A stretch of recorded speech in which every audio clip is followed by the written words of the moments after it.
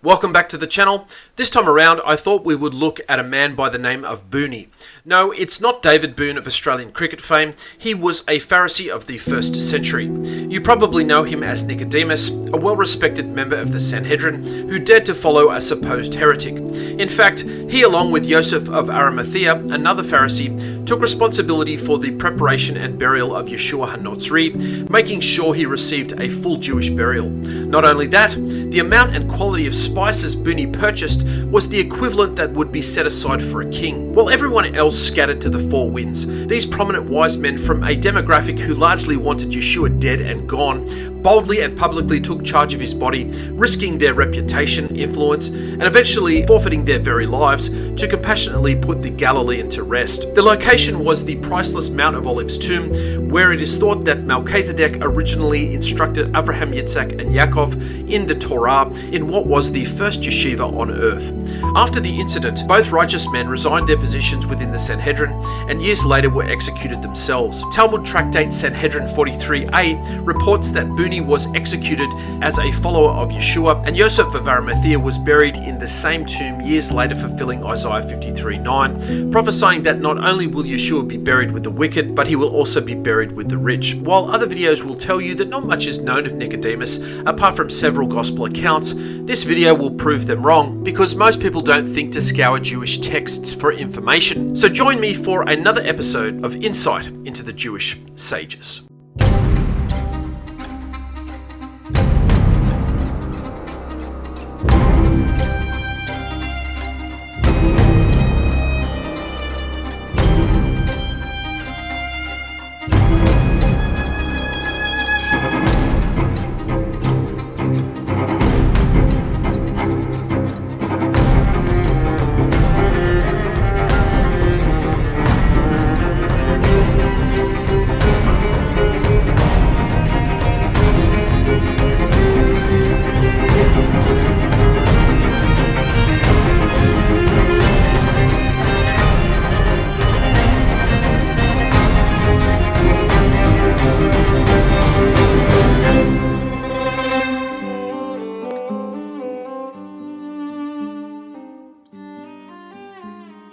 Okay, let's get this out of the way first.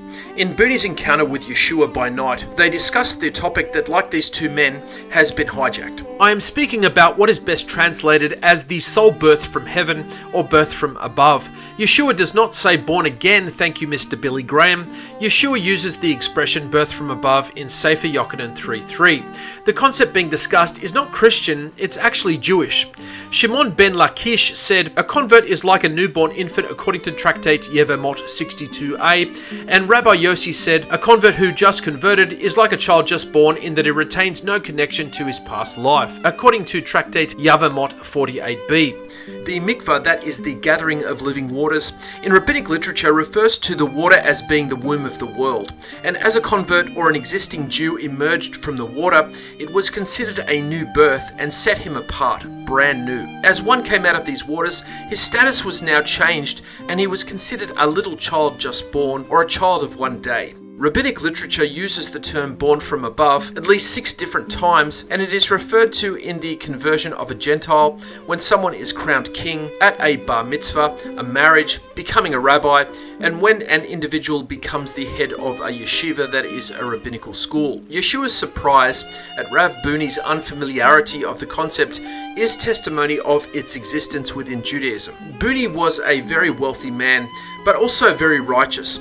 Not everyone with great wealth is wicked. Talmud tractate Gittin 56a relates that he was one of the 3 wealthiest people in Jerusalem. Apparently his wealth was so great that he could feed the entire city for 10 years straight.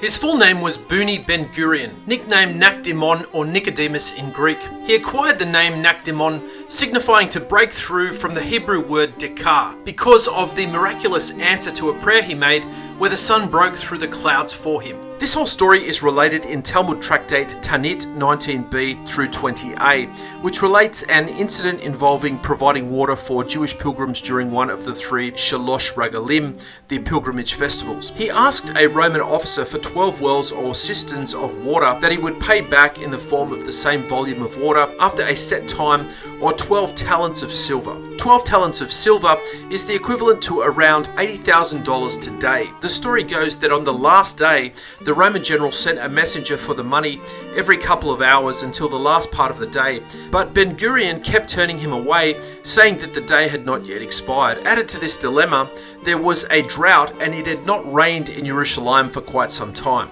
So Ben-Gurion went to the temple to pray, and he prayed with such kavana that the sky immediately became overcast and downpoured so hard that not only enough rain fell to fill 12 cisterns, but they overflowed. However, it became so overcast with clouds that one could not really tell if the day had ended or not. So the officer, being a very corrupt man, demanded that the money be paid him anyway. So Ben-Gurion prayed again, causing the clouds to disperse, which had miraculously returned to its previous station. He is actually one of 3 people that the sun shone for at irregular times, the other 2 being Moshe Rabbeinu and Yahshua ben Nun.